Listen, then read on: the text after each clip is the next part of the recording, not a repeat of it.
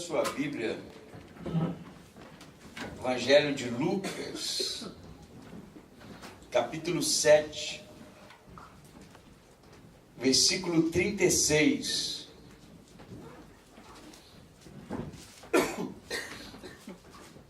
Nós, como foi dito aqui, estamos vindo de um intensivo, não é? Na contramão de tudo. Greve, paralisação, violência, caos, insegurança e assim sucessivamente. Mas o que mais me marcou nessa viagem foi uma situação em que a gente estava precisando de algumas coisas na escola, em que iria ter os cultos, só que a chave não estava lá. E era necessário pular um muro para pegar a chave. O muro era bem alto. E eu pedi o Silvestre para pegar, ele não conseguiu pular um muro. E eu consegui. 43 anos versus o quê? 18 anos.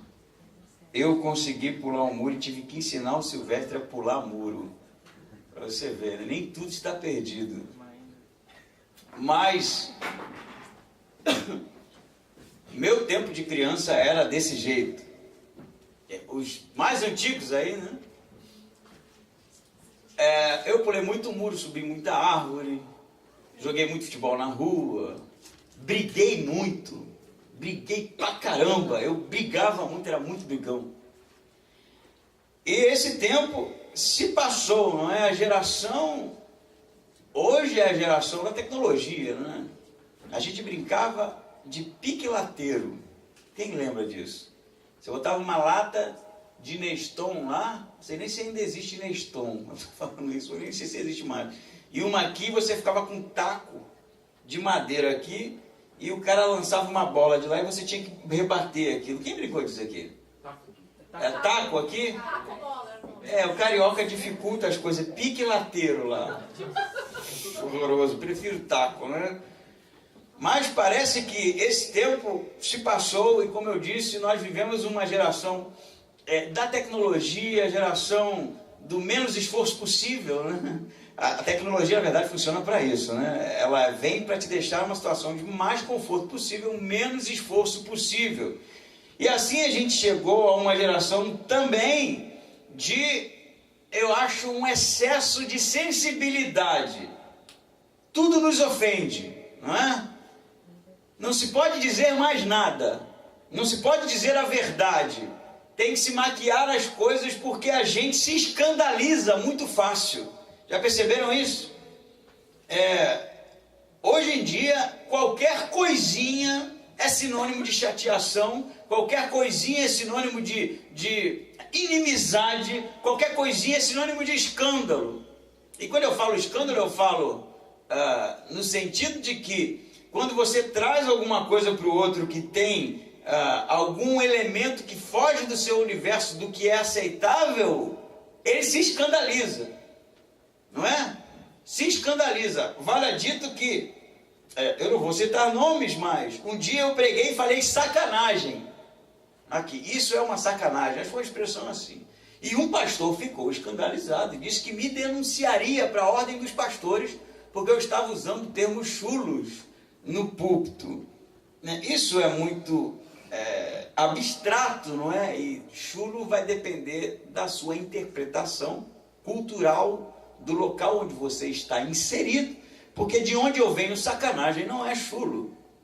E dizer que sacanagem é chulo é uma tremenda de uma sacanagem. Não sei se você está escandalizado com isso, mas eu quero te chocar, porque o evangelho é escândalo. Escândalo. A graça é escandalosa. Você sabe de uma coisa?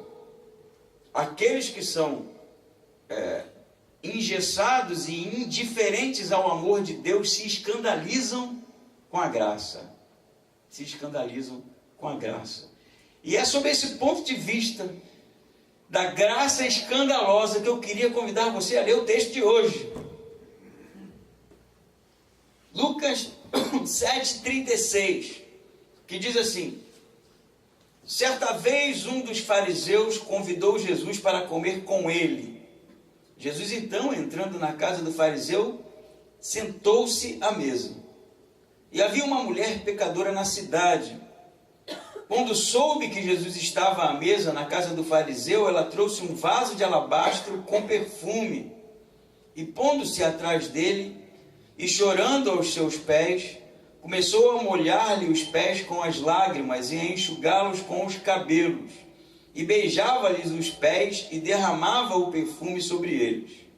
Mas ao ver isso, o fariseu que o convidara disse consigo mesmo: se este homem fosse profeta, saberia quem o está tocando e que espécie de mulher ela é, pois é uma pecadora.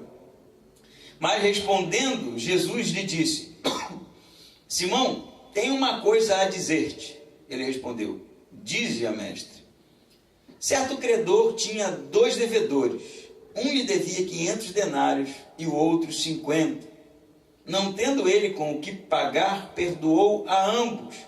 Qual deles o amará mais? Simão respondeu: suponho que aquele a quem mais perdoou. Jesus lhe disse: avaliaste bem. E voltando-se para a mulher, disse a Simão: vês esta mulher? Entrei na tua casa e tu não me deste água para os pés, mas ela os molhou com suas lágrimas e os enxugou com os seus cabelos. Não me cumprimentaste com um beijo. Ela, porém, não para de beijar-me os pés desde que entrei. Não colocaste óleo sobre minha cabeça, mas ela derramou perfume sobre meus pés. Por isso te digo, os pecados dela, que são muitos, lhe são perdoados, pois ela amou muito. Mas aquele a quem se perdoa pouco, ama pouco. E disse a ela: os teus pecados estão perdoados. Mas os que estavam com ele à mesa começaram a dizer entre si: quem é este que até perdoa pecados? Jesus, porém, disse à mulher: a tua fé te salvou, vai-te em paz. Essa é uma história que se repete nos evangelhos. Alguns vão discutir sobre se o episódio que está acontecendo aqui, que acontece nos sinóticos, se são o mesmo, ou se é o mesmo episódio, se são as mesmas mulheres, ou se são situações diferentes, porque vai haver variações. Em um momento a mulher quebra o vaso de alabastro na cabeça, não quebra na cabeça, mas derrama o perfume na cabeça, em outro momento nos pés. Mas me parece que o consenso é de que são relatos diferentes mesmo, isso aconteceu mais de uma vez. Esse em específico, ele é rico em detalhes, porque o escritor vai dizer para a gente que um fariseu, e a gente sabe muito bem que fariseu era a nata da religião judaica, não é? Eram aqueles que eram estudiosos, defensores da lei, os religiosos que orientavam o povo. E esse homem aqui era um homem, por ser fariseu, que gozava de um certo reconhecimento na sua comunidade. O jantar que ele chama Jesus para participar não era um jantar a sós com Jesus. Era um jantar para pessoas íntimas suas. E se eram pessoas íntimas, já que ele era alguém relevante na sua sociedade, os convidados também eram pessoas relevantes. Eram pessoas da classe média alta, eu posso especular, de Israel. Mas você vai encontrar aqui também uma mulher pecadora, que provavelmente não foi convidada. E a pergunta que nasce é: o que essa mulher está fazendo aqui? Não é? Mas se a gente for buscar as informações históricas, a gente vai ver que esse tipo de jantar, vindo de um fariseu, que era um homem letrado, não é, nas escrituras, e o convite a Jesus, que era um mestre, um rabi que ensinava, era um evento público. Então se sentaria na mesa os participantes, os convidados, e pelos cantos ficariam aqueles curiosos, que poderiam entrar, tinham livre acesso.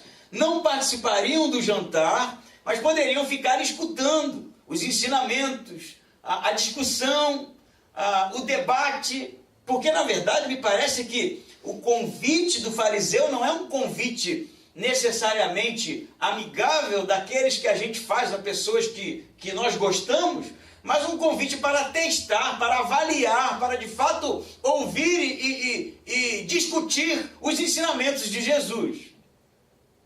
Parece ser esse o consenso.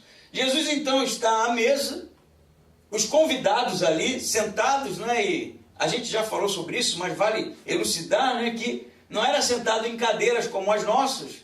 Eles não se sentavam em cadeiras, mas as mesas eram baixas, bem baixinhas, no formato de U, em que você se deitava, né, sobre a mão direita, com a mão esquerda você comia, e os pés ficavam para trás.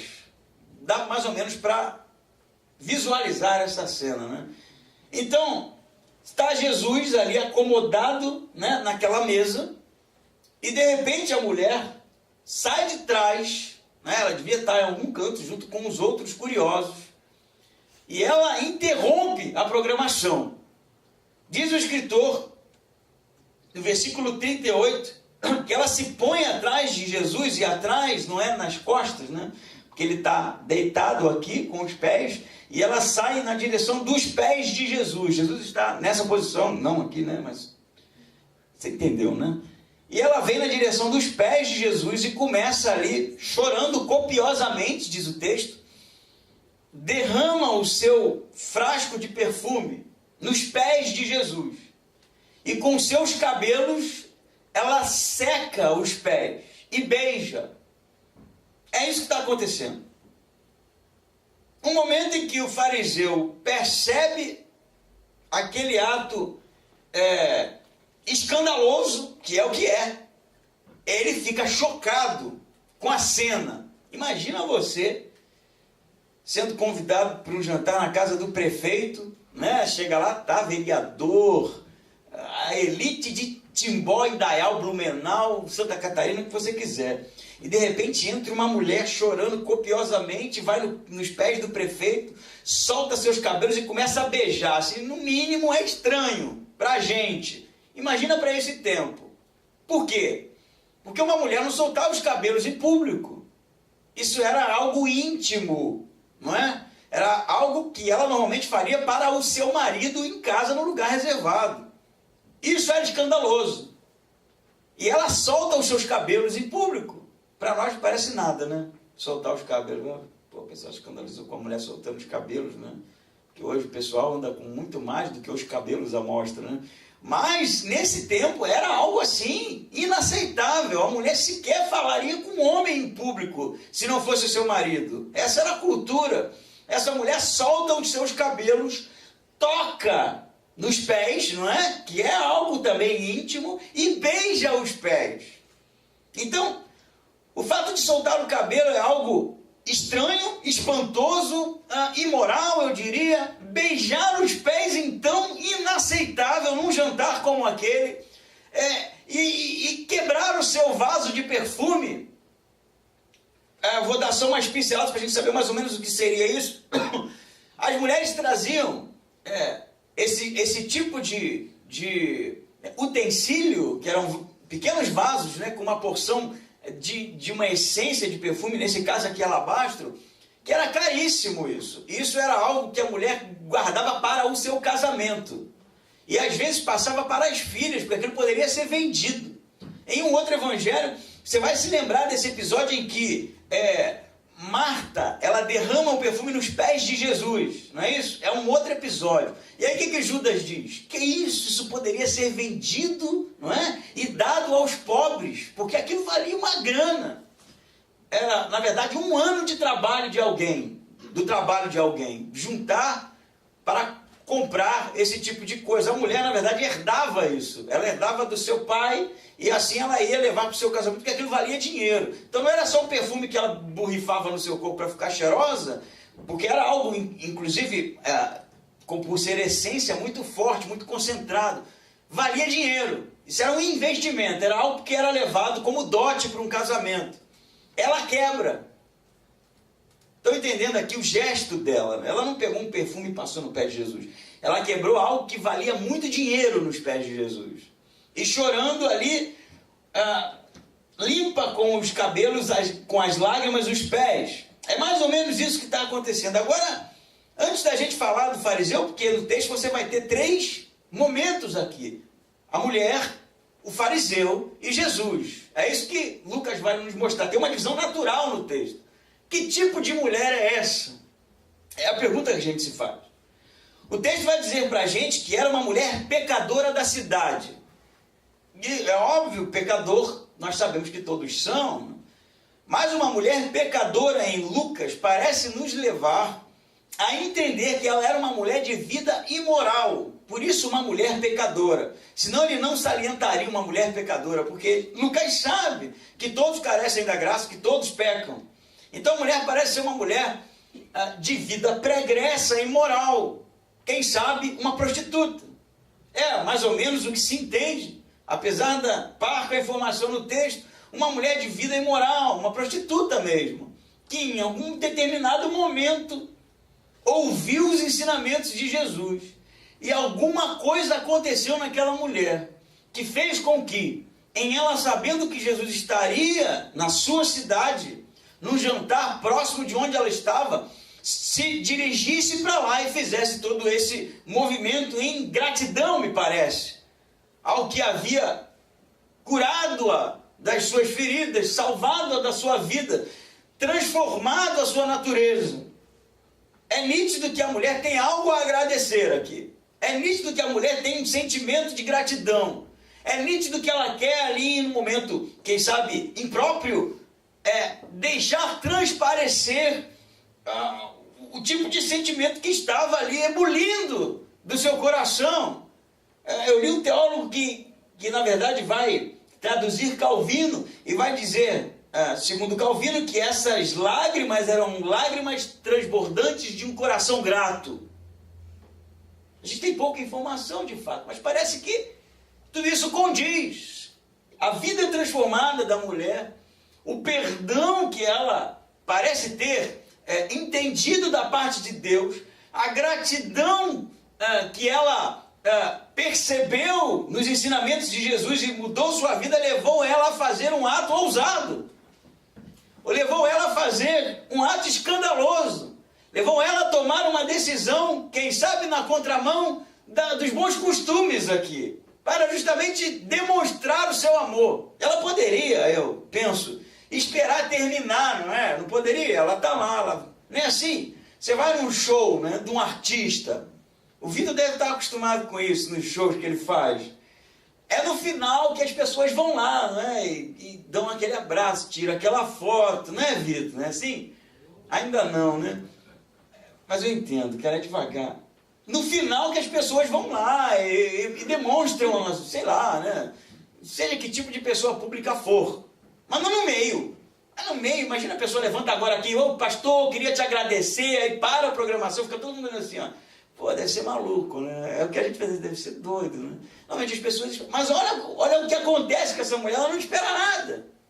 Jesus está sentado lá, provavelmente estão servindo, e ela surta e atrapalha o negócio todo. Olha a cara do fariseu olhando aqui. Pô, o que é isso? Mas o que é isso que está acontecendo aqui? A mulher interrompe, mas parece que ela interrompe porque ela não consegue se conter. Ela não consegue se conter. Parece que o que leva ela a ter essa explosão de manifestação de gratidão é algo que não se contém, como o vidro de perfume que se quebra, sabe? É algo explosivo. E eu penso que esse episódio ele diz muita coisa, porque todo aquele que recebeu do Pai uma vida nova, todo aquele que recebeu de Deus o perdão, todo aquele que entendeu de fato o que é o Evangelho, não se contém. Não se contém. Não vai ser as diretrizes da religiosidade, a maneira com que as coisas funcionam segundo o sistema eclesiástico, nada disso contém aquele que de fato deseja manifestar o seu amor por Deus. Já pensou sobre isso? Porque eu acho que às vezes a gente entrou num estilo de vida, um estilo de culto, estilo de adoração, que a gente precisa de algumas coisas. O cabo não chegou, né? Aí a gente ficou enrolando. Pô, vão começar sem letra, né? Mas não fica bom. A gente precisa dessas coisinhas, né? O som tá alto, não consigo cantar com som alto, não gosto dessa música. Não é assim, tá cantando desafinado. Eu estou falando de manifestação pública, né? De culto. A gente reage assim, tá frio, né? Um dia, eu estava até contando aqui para a Giovana, eu fui no primeiro culto lá em Campo Alegre. Campo Largo é um vinho vagabundo, né? Vagabundo, ó, velho. É um vinho popular, né? Campo Largo, velho. Suco de uva também faz, né? Tem que editar, André. É? Tem que editar. Tem que editar, depois você corta o vagabundo e deixa só o popular. Aí eu fui com um casaco normal, porque estava sol durante a tarde. Não acreditei que fosse fazer alguma coisa muito absurda. E aí, cara, quando deu 6 horas, começou a descer, a temperatura descer. Eu estava numa situação já, eu estava sentindo dor de frio. Já. Aí você se encolhe, né, bicho? Dor. Quem é que canta com dor de frio? Eu estava com as costas doloridas. Eu falei assim, cara, eu não estou aguentando isso aqui. E aí, na hora da última música, eu falei assim, não, canta você, porque eu não estou aguentando. É uma situação assim, não é muito confortável, mas quem sabe se eu tivesse com alguns casacos ou clima ideal, não é? A situação assim, confortável para quem sabe eu manifestar a minha adoração. Aí a gente vai. Mas olha o que está acontecendo aqui. Não é nada disso, cara. É uma explosão de... Como explicar isso? Ela não se aguenta. E a minha pergunta é se esse tipo de gratidão, alegria, adoração, sei lá qual nome dá o que está acontecendo com essa mulher, é algo real na vida da gente. Ou a gente precisa da situação, sabe? É mais ou menos confortável para que a gente manifeste. Porque se for, cara, a gente está muito distante do que está acontecendo no texto. Por isso que está aqui, né? É por isso que está aqui. Eu não quero botar pilha em você e falar, nós fomos quando os caminhões estavam parando todos os carros, e nós somos heróis porque enfrentamos a falta de combustível, e você que ficou é um pecador. Eu não vou falar isso, eu não sou um covarde. Mas eu vou te contar uma coisa, que eu vi lá. Tá todo mundo na primeira cidade, Canoinhas, com receio, né? Por causa do combustível. O André estava, eu estava, a gente estava com pouco, eu não estava com combustível para voltar para cá. E o Paulo Lazarino, pastor de Porto União, estava com um Gol lá, que tinha meio tanque.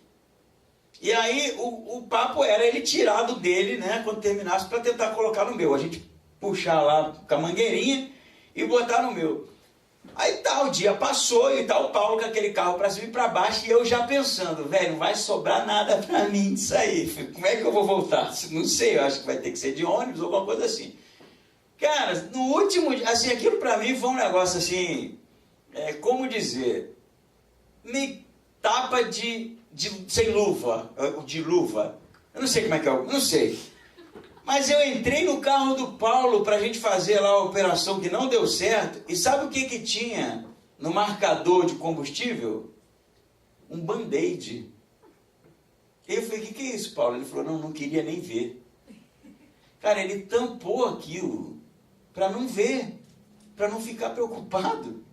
Porque ele queria rodar com o carro. Você está entendendo o negócio? Ele não queria ficar olhando para lá, né? Pô, tá acabando. Ele foi tocando o negócio. E tampou. E eu lá preocupado com o meu, que tinha 5 litros, né? 5 litros eu acho que eu não chego em muito lugar, ainda mais com o pé pesado que eu tenho, porque não tem curva, por isso que é pesado, sabe? E pisa muito. É culpa minha. Falta de bota ortopédica, essas coisas. Não ria.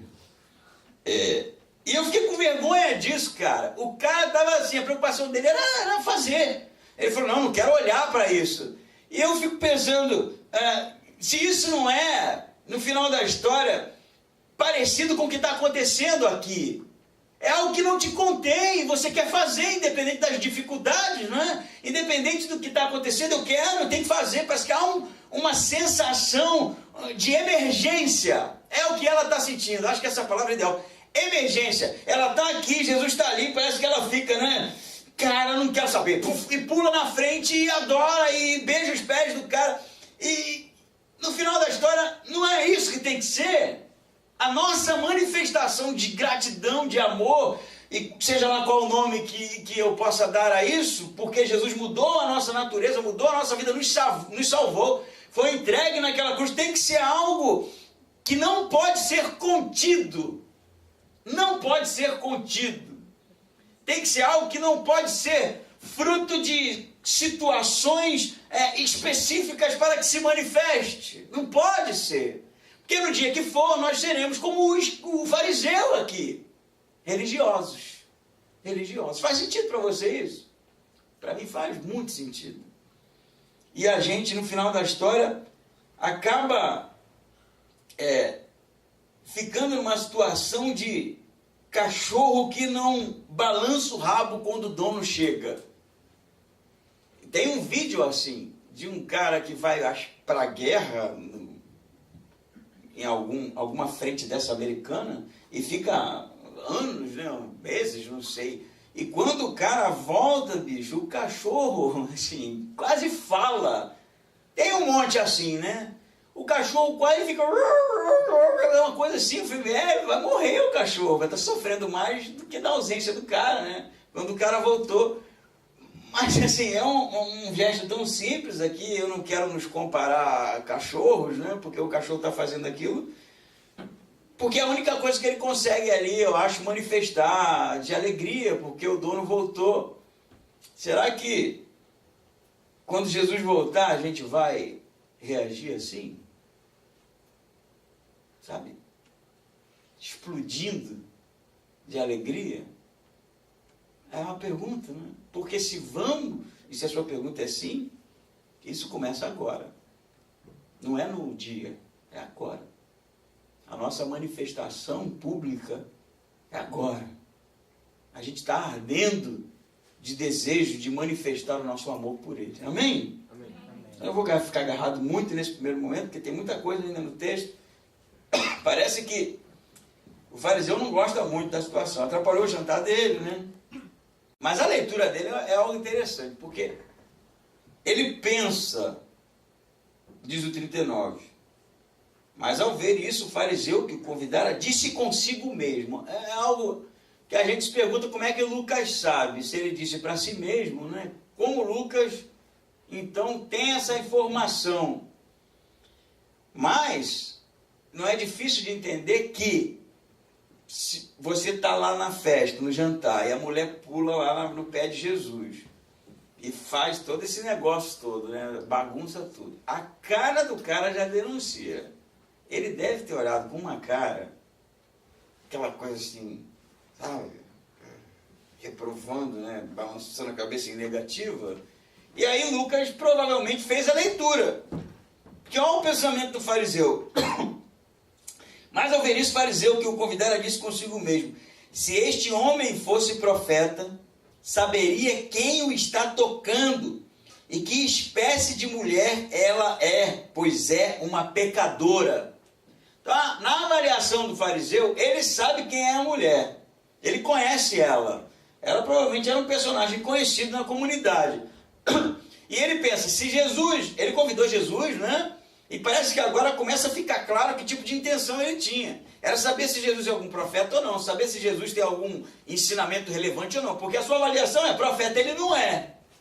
Porque se ele fosse profeta, ele conheceria e saberia, né, na sua, quem sabe, visão profética, que a vida dessa mulher é uma vida toda errada e ele não deixaria sequer ela tocá-lo. Porque ela é uma mulher pecadora. Se ele fosse profeta, ele deveria saber isso. E quem sabe ele teria que dizer, num momento de aproximação dela, se afaste de mim, não me toques, pecadora. É mais ou menos isso que ele está querendo dizer. Um profeta conheceria e não deixaria, né? Mas Jesus, ele, segundo Lucas, conhece o pensamento do cara. É interessante porque o escritor diz assim, mas respondendo Jesus, respondendo o quê? O cara não falou, né? Ele pensou. Estão entendendo aqui? O cara pensou. Se ele fosse profeta, ele saberia. Então, no julgamento dele, Jesus não é profeta porque não sabe. E ela é uma pecadora, ele está tocando nele, e isso não deveria estar acontecendo. Mas Lucas vai nos revelar que Jesus sabe muito mais do que o fariseu acha, inclusive o que ele pensa. Não é isso? Mas Jesus responde. Responde o quê? Responde o que o cara pensou. Ele já foi além do que o cara tinha maquinado na sua cabeça. Mas antes de eu falar do que Jesus pergunta ao fariseu, perceba na visão do fariseu, primeiro, Jesus não é profeta porque não sabe, porque se soubesse não deixaria aquilo acontecer. Segundo, ela é uma pecadora, ela é imoral, não é isso? É o que ele está dizendo. Terceiro, ele está se deixando contaminar por ela, porque uma mulher impura vai tocar no cara impuro, o cara está contaminado, ele não deveria deixar. 3 erros que ele comete. O primeiro erro é achar que, e isso é um ensinamento maravilhoso para a gente, é achar que aquele que é santo pode ser contaminado. Primeiro erro dele, teológico. Achar que aquele que é santo pode ser contaminado. Isso é um conceito errado. Porque aquele que é santo, o que toca, santifica. O que é santo, tudo que toca, santifica. Ele não pode ser contaminado, porque ele é santo. Sua natureza é santa. E como ele pode ficar contaminado?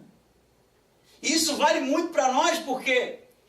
E santidade aqui não é ausência para nós de pecado. Santidade é a busca por cada vez mais parecermos com Cristo. Essa busca é interminável. A santidade tem a ver com sentir-se, conhecer a sua condição de pecador, e quanto mais próximos de Cristo nós estamos, quanto mais próximos de Deus nós estamos, menor ficamos. Não são essas palavras de João Batista? É importante que ele cresça e eu diminua. Quando nós nos aproximamos de Deus, nós não ficamos como o fariseu, ela é uma pecadora. Nós ficamos, eu sou um pecador. É o oposto. E esse tipo de busca por santificação, essa aproximação de Deus, esse reconhecimento de quem se é, faz com que a gente não seja o tipo de pessoa que se contamine, mas que santifica. Você está me entendendo? Eu estou dizendo que aquele que tem um relacionamento íntimo com Deus, aquele que está próximo de Deus, tudo aquilo que ele se envolve se torna santo. Não é santo porque você tem algum poder transformador, mas é porque você traz em você algo de Deus. E Deus não pode ser contaminado.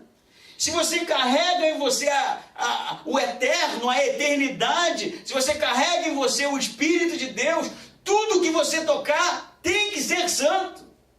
Se você for falar com o pecador, santidade vai acontecer ali, purificação vai acontecer ali. Se você for na balada, meu amigo, santidade vai estar presente ali. Se você estiver envolvido com amigos que não valem nada, santidade vai acontecer ali. Você nunca pode ser corrompido se você tem relacionamento com Deus. Eu estou dizendo que você não vai pecar. Estou dizendo que você está imune ao pecado. Estou dizendo que você carrega essa semente transformadora, esse elemento transformador. Eu me lembro de um texto do Rubem Alves. Inclusive tem um baiano que foi na viagem, o nome do cara é Rubem Alves. Coincidência, né? Artista também, né? Está cheio de artista aqui, ultimamente no Projeto 70. Até DJ nós temos agora. Início de carreira, mas temos. E aí o Rubem Alves conta uma história interessante, que ele diz que, eu acho que eu já contei isso aqui, bom, que seja. Ele vai para uma pescaria, todo ano, com os amigos. E são amigos de infância. E ninguém ali era cristão, a não ser ele, né? Na época ele era pastor ainda, estava na ativa. Se eu não me engano, ele era pastor presbiteriano. E ele viajava com os caras, depois pegava um barquinho, eles iam para uma ilha e ficavam o final de semana todo pescando. E um dia, um dos amigos dele disse, o Rubão, chamava ele de Rubão, eu não entendo por que você insiste nisso. Porque você sabe que todo mundo aqui leva a vida que quer, né? E você é um pastor. Você sabe que a gente fuma, que a gente conversa sobre mulher, que a gente faz as nossas piadas aqui, que são impróprias para você. E eu não sei por que você vem. Porque você deve ficar muito incomodado. E aí o Rubem Alves vai dizer uma coisa interessante. E ele vai dizer assim, cara, o céu para mim é algo tão bom, tão bom, tão bom, que eu não consigo imaginá-lo sem vocês lá. Por isso que eu venho. Percebe isso? Ele vai porque ele é a parte da eternidade presente com os caras. Ele não vai porque ele é contaminado. É porque ele tem algo muito maior com ele. E esse é o princípio. O fariseu está olhando para Jesus e está dizendo que ao ser tocado por uma pecadora, ele é impuro na sua teologia barata. É isso que está acontecendo, mas ele não percebe que é Jesus que, em sendo tocado ou em tocando, santifica. É isso que acontece com o cristão. Nós somos a luz do mundo. Não é isso? A luz não funciona onde está extremamente iluminado. Para quê? A luz funciona na escuridão. É no lugar de trevas, é no lugar de ausência. A luz não vai nunca, entrando num túnel, se tornar escuridão. Não faz sentido. A luz não vai nunca, em lugar de extremas trevas, se apagar, a não ser que queime, né? Mas acesa funcionando, ela acende. E é esse o princípio aqui, que o fariseu não entende. Jesus é aquele que santifica, não pode ser contaminado. Jesus é aquele que salva. Jesus é aquele que muda. Jesus é aquele que transforma. E nós somos os pequenos cristos. Não sei se você sabe, se eu dar um salto para Atos, cristãos, que nós nos chamamos, é um apelido. Sabiam disso? É um apelido ruim. Não é bonitinho quando chamaram. Os cristãos foram chamados de cristãos, apelidados de cristãos, porque eram parecidos com Cristo. Sabiam disso? Era um apelido ruim. Ah lá, pensa só, você andando na rua, ele fala, olha um Anderjociano. Olha lá uma Anderjociana, Anderjocetes. Né? Não dá, né, bicho? Isso não vai acontecer nunca, né? Mas era o que estava acontecendo. Olha, por que cristãos? Porque eles eram parecidos com Cristo. Paulo, em um outro momento, vai dizer, na sua defesa diante de Félix, ele vai dizer, eu sou aquele que vocês acusam de seguir a seita do caminho. A seita dos do caminho. Porque os cristãos também eram apelidados como os do caminho. É um apelido ruim esse, né? Os do caminho. O que é isso? Por que eram os do caminho? Porque eles não tinham paradeiro. Porque eles não tinham raiz em lugar nenhum. Porque eles viviam o tempo todo em movimento. E onde, se você for ler o relato da igreja primitiva, fora a Bíblia, os relatos externos, você vai ver que onde tinha cristão, tinha notícia. Os caras eram conhecidos. Eles eram conhecidos por não se render diante de César, eles eram conhecidos por não ter pátria, eles eram conhecidos por pregar um ensinamento de Jesus, eles eram conhecidos por serem parecidos com Cristo, eles eram conhecidos, porque eles marcavam. E esse é um desafio tanto para nós, porque nesse processo de ser aquele que carrega a partícula da eternidade, aquele que em tocando traz, quem sabe, luz para os cegos, nós não podemos em nenhum momento se encolher. Não podemos. A gente não pode em nenhum momento ficarmos em um lugar de, quem sabe, ofuscamento. Não podemos. Nós não podemos, quem sabe, estar em uma condição de sermos contaminados por um sistema extremamente corrupto. Não podemos. Porque no dia que tudo isso aconteceu, o Evangelho sucumbe. Somos a luz. Somos aqueles que carregam em nós, que carregamos em nós. Eu usei a expressão aqui, vou repetir porque eu gostei. A partícula da eternidade, o Espírito Santo em nós. Onde quer que nós estejamos, tem que ser isso. Tem que ser isso. Tem que ser isso. Mas tem coisa a mais no texto, né? Jesus vai virar para esse homem e vai responder ao pensamento dele. E Jesus diz assim no 40, tem uma coisa para te dizer, ele respondeu. Engraçada a resposta dele, né? Dize a mestre, né? O mestre aqui é formal, né? Mestre não que Jesus fosse o mestre dele, porque ele também é mestre. Ele é um fariseu. É de mestre para mestre, sabe? É como um professor conversando com outro e outro sem professor, né? Não é que seja o professor dele. Estão em pé de igualdade, que diga, mestre. Que tipo de coisa você quer falar, né? Que tipo de questão você quer levantar? O que você quer debater, não é? E Jesus vai aqui contar uma parábola que diz assim: certo credor, quer dizer, aquele que empresta dinheiro, né? Tinha 2 devedores. Um lhe devia 500 denários e o outro 50. Então, você já viu que, nesse caso, os 2 devedores aqui têm uma dívida bem diferente. Um está devendo 50 pila, o outro está devendo 500 pila, né? O que é um pouco abissal aqui. Eu vou melhorar aqui. Um está devendo 50 mil, né? Que já é muito. O outro está devendo 500 mil. Piorou, né? Você tem uma noção do que está acontecendo, o que Jesus está querendo dizer. Da diferença da dívida. E aí, no 42, não tendo eles com que pagar, o credor perdoou a ambos. Ele perdoou os 2 devedores, o que devia 50 e o que devia 500. E aí a pergunta de Jesus para o fariseu é essa aqui: qual desses 2 amou mais o credor? Então, vai dizer o escritor que Simão responde no 43, suponho que seja aquele a quem mais perdoou. Suponho, né? Ele nem dá uma resposta assim, fruto de uma, quem sabe, segurança naquilo que vai dizer, mas ele especula, suponho, né? É uma resposta bem assim, né? É meio óbvio, mas ele quer rechear o negócio com uma espécie de, quem sabe, reflexão, né? Suponho, né? Sim, pastor, fumar é pecado? Uma pergunta bem básica, assim, né?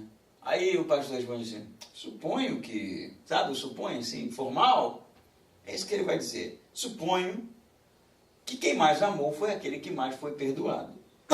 E a resposta de Jesus: você avaliou bem, né? 43 aqui o finalzinho, você avaliou muito bem.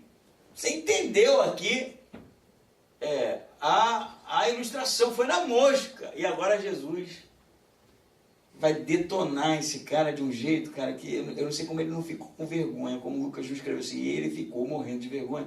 Porque Jesus vai dizer assim: você respondeu muito bem, avaliou muito bem, e voltando-se, a expressão é essa, Jesus está conversando com ele aqui, a mulher está lá nos pés, né? E aí quando ele diz, ele responde, né, quem mais foi perdoado foi o que mais amou. Jesus, voltando-se para a mulher, não é isso que diz o texto? Ele diz: vês esta mulher, só aqui, cara, podia acabar aqui, porque vês esta mulher, é algo assim, profundo demais, porque ele não estava vendo uma mulher ali, ele estava vendo uma prostituta, ele estava vendo uma mulher imoral, ele estava vendo uma pecadora, ele estava vendo alguém que não servia para o culto público, ele estava vendo alguém que não servia para as sinagogas, mas ele não estava vendo uma pessoa, ele não estava vendo alguém feito à imagem e semelhança de Deus, ele não estava vendo. Entende aqui? Vês esta mulher, Simão? É óbvio que ele tinha visto a mulher, ele já fez o comentário. Mas Jesus vai dizer assim: você está vendo essa mulher? Porque Simão não se acha pecador, não. Simão não se acha pecador. Porque a mulher é pecadora. Não é isso? Ela é pecadora. Ele não devia estar deixando essa pecadora, mas ele olha para ele e se acha justo. Jesus vai dizer: você está vendo essa mulher? E ele vai dizer: entrei na tua casa e tu não me deste água para os pés, mas ela os molhou com as lágrimas e enxugou com os cabelos. Não me cumprimentaste com beijo, com ósculo santo, ela, porém, não para de beijar-me os pés desde que entrei. Não colocaste óleo sobre minha cabeça, mas ela derramou perfume sobre meus pés. Sabe o que Jesus está falando aqui? Jesus foi extremamente maltratado nesse jantar. Porque se recebia um convidado, e Jesus foi convidado pelo anfitrião, primeiro com um beijo. Era assim que eles recebiam. Ele beijava, né? E depois oferecia água para lavar os pés, porque esses caras andavam, não é assim? Inclusive, quando Jesus lava os pés dos apóstolos, não tinha quem lavasse os pés, porque não tinha um escravo ali, e Jesus mesmo vai lavar os pés, porque era algo assim, terrível, principalmente por causa da posição que eles comiam. O pé ficava para cima, você com o pé todo sujo na cara da pessoa. Era algo terrível numa alimentação. Jesus não foi sequer oferecido água para que ele lavasse os seus pés, está com o pé sujo na mesa. Estão entendendo isso? O cara tratou ele assim como qualquer um, não beijou. É mais ou menos como se você chegasse lá em casa, estendesse a mão e eu não desse. Sabe, você fica naquela, né? Dá uma disfarçada, né? Coça a perna. Não lavou o pé também, e o óleo também, eles usavam isso, uma gotinha de óleo para perfumar, porque o cara ficava suado, fedendo do sol. E aquilo era para ficar agradável. Então, provavelmente ele fez isso com todos os convidados, mesmo, menos com Jesus.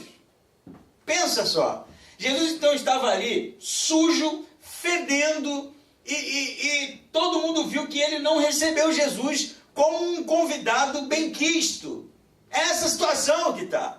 Mas ele está preocupado com a impureza da mulher, com Jesus, se é profeta não. Jesus está dizendo assim, você está julgando ela, mas você não fez um terço do que ela está fazendo por mim. E aí é que vem a grande questão. Porque me parece que a mulher se lançou aos pés de Jesus porque estava grata, sim, porque em algum momento da sua vida, ouvindo os ensinamentos de Jesus, algo mudou. Isso tudo é verdade. Mas uns vão dizer que o que essa mulher está fazendo e o que leva ela a não se conter é perceber que aquele que era o salvador da sua vida estava sendo maltratado naquele jantar. Percebe? Ela não suporta isso. Uma pecadora, prostituta, seja lá o que for, e que tipo de moralidade ela viveu, ela não suporta ver Jesus ser tratado daquele jeito. E é isso que faz com que ela se inflame e se lance aos pés de Jesus e faça tudo o que o fariseu não fez. Aí muda tudo, cara. Por isso que Jesus vai dizer assim, essa mulher que está aqui agora nesse momento vergonhoso, embaraçoso, quem sabe, ela está agindo dessa forma porque ela se sentiu perdoada. Porque aquele que foi perdoado em uma quantidade muito grande de pecados, esse que diz o original, muito amou. Não é que você tenha que amar muito para ser perdoado, como uma espécie de troca. É o contrário. Se você de fato é alguém que sabe quem você é, que sabe que tipo de pecador que você é, que sabe que tipo de deslize você já cometeu, que sabe, na verdade, que não se pode esconder de Deus nada disso, que sabe que o amor de Deus é algo que você não pode merecer, que sabe que a graça de Deus é algo que não se compra, e que, de alguma forma, entendeu que Deus te perdoou essa multidão de pecados, você muito ama. Está entendendo a coisa? Por isso a ilustração. É óbvio que o cara que teve 500 mil perdoado, ele amou, né? Caramba, o cara me perdoou, cara. A dívida é enorme. Agora aquele que você perdoou 50 pila, 50 pila, pô. Tem gente que nem precisa ser perdoado, né? Porque o cara não vai pagar mesmo. 50 pila a gente não paga 50 pila. Eu não acredito que você tá... Eu me lembro vou contar isso aqui. O João Pedro, uma vez, filho do Jairo, a gente estava fazendo um negócio lá em Montes Claros, na praça, e eu estava com fome já, nas 6 horas, 18 horas assim, 19 horas, e tinha uma barraquinha de cachorro-quente bem cansadona, assim, sabe? Aí eu falei assim, pô, velho, paga um cachorro lá. Eu estava sem dinheiro, sem carteira, não sei, não me lembro. E era R$5 o cachorro-quente. Sente o nível, né? Cachorro-quente 5 pila, pão, salsicha, água e olhe lá. Aí ele tava ruim aqui, inclusive. Comi só para resolver. Cara, mas ele falou desses R$5, velho, há tanto tempo. Meus R$5. Assim, eu falei assim, cara, eu não vou te pagar, porque isso para mim é... Assim, tá ridículo ter que pagar R$5 pro cara, porque o cara do cachorro-quente... R$5 a gente não paga, né, cara? Porque, pô, o cara, R$5 tu não dá, não empresta, você dá, né? Eu não sei vocês, assim. Tem gente que cobra, né, bicho? Tem gente que cobra. Meus 5, né? Meus 5. E naquele dia que eu te dei R$2. 5 você não paga, mas 5 mil, aí já é calote. Né? 5 pila não é calote, 5 pila, não, 5 pila, né, bicho? Mas 5 mil, aí se esconde, ou pague. Não é assim? Por isso que Jesus está fazendo a ilustração. Aquele que teve uma quantidade muito grande perdoada, ele se sente grato de uma maneira exponencial. Aquele que pouco se lixou para o que foi perdoado, pouco ama. Não é isso? O que a mulher está fazendo? Ela está fazendo tudo que aquele homem não fez, porque ela foi perdoada de uma multidão de pecados. E ele? Ele nem pecador se sente. Que tipo de gratidão ele vai manifestar? Então ele não lava o pé, ele não beija, ele não perfuma, ele não está nem aí. Essa é a diferença, gente. Por que a graça é escandalosa? Por que a graça é escandalosa? Por que o evangelho é escândalo? Sabe por que é escândalo? Sabe por que foi escândalo? Foi tanto escândalo que Jesus foi para a cruz. Eles não suportaram isso. É escandaloso porque não é através do merecimento que a gente consegue ser salvo. Por isso que é escandaloso. É escandaloso porque não é através da nossa força, do nosso esforço. É escandaloso porque não é através da nossa religiosidade. É escandaloso porque é simplesmente da parte de Deus um desejo de perdoar. Por isso que é escandaloso. É escandaloso porque a gente não suporta isso, sabe? A gente não suporta quando algo não depende da gente. Não consegue lidar com isso. A gente não consegue lidar com isso. A nossa crise com Deus, quem sabe, é porque a gente tenta o tempo todo merecer o amor de Deus. Ser bom. Ser honesto, não é isso que a gente... Ir nos projetos, vamos. Até isso é arriscado. Ser um evangelista, porque a gente acha que pode merecer. E em um determinado momento a gente faz algo que Deus, gostei. Agora, né, vou te dar uma atenção.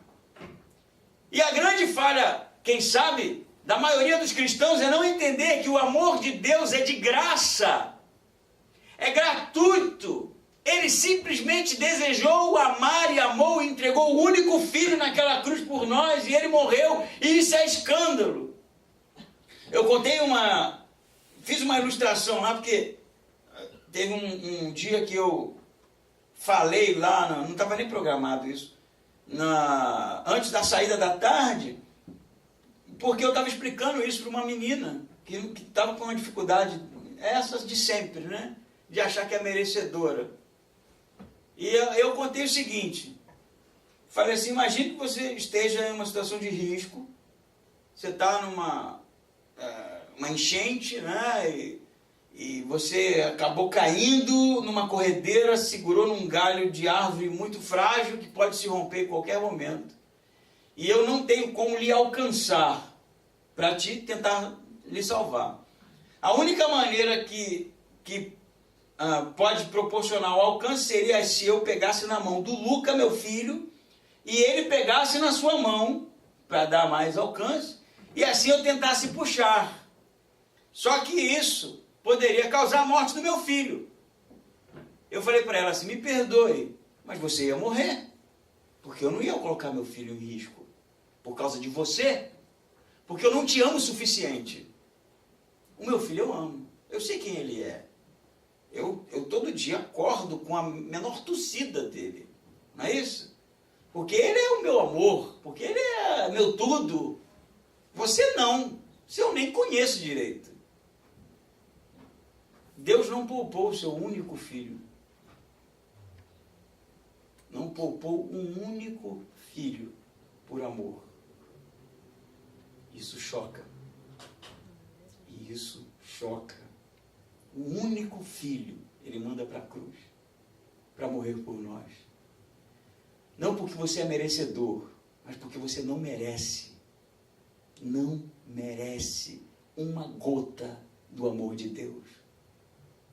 Mas ele amou de tal maneira que deu o único filho por nós. Amém? E se isso não é suficiente para a gente manifestar o nosso amor em público, pagando mico, eu não sei mais o que pode ser. Eu não sei mais o que pode ser. Eu sei que o texto termina, né? Eu fechei a Bíblia aqui, mas tem um pedacinho. Depois dele falar isso para o Simão, ele vira para a mulher e fala assim, ó.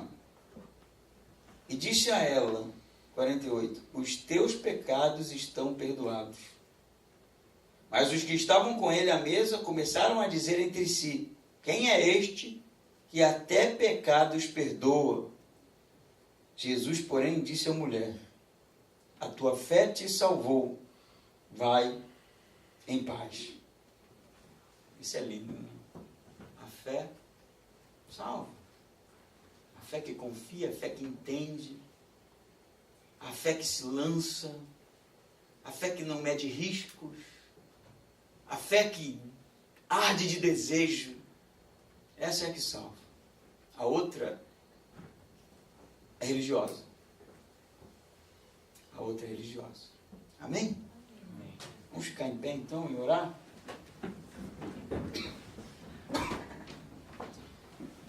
Amantíssimo Pai, te agradecer.